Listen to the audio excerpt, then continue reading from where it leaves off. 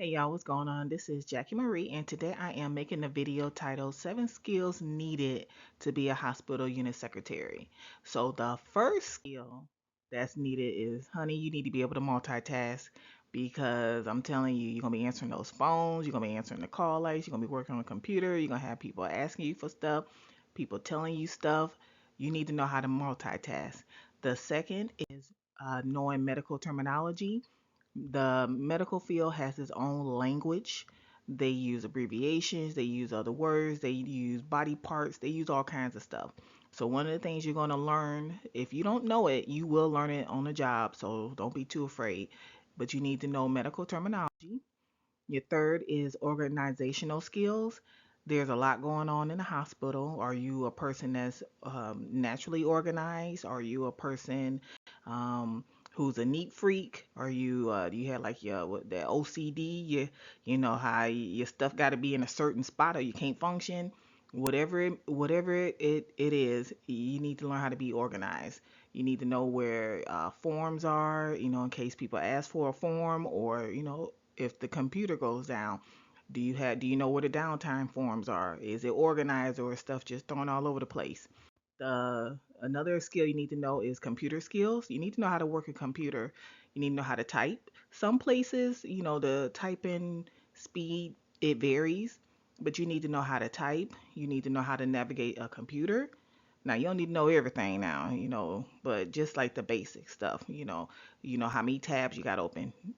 As far as like stuff that IT would do, because some of the things that's only they can do. You don't need to know that, but just basic working the computer, computer tabs, different programs that's required. You need to know how to do that. Another is clerical skills. Now, you know, you don't have to have been a secretary to get a job, because my friend, she was the housekeeper and she got a job as a secretary and she was great. But just having some kind of skill in that area will be good. Another is customer service skills. So this is how are you with the patients? Look, patients, visitors, co-workers, doctors. There are a lot of personalities in these hospitals. And one day y'all cool, next minute you ain't cool. Okay, you trying to figure out what's going on, with folks. One day, one minute the patient is nice, next minute, So what's your customer service skills like? If someone comes to the door, they're in the wrong place, do you just send them back down to the front desk? Like say if they came in through the lobby, you send them down that way, or do you help them? Like me, I used to always walk people over to the other side of the hospital because they came in the wrong entrance, one, and then two, it was a ramp, and I didn't want them to fall down the ramp because people coming up and down the ramp was few and far between. So if something happened, it might be a minute before somebody found them. So I always walked them to the other side of the hospital. A little something I used to do. And then the last is your communication skills. So communication, that's just, what's your tone like?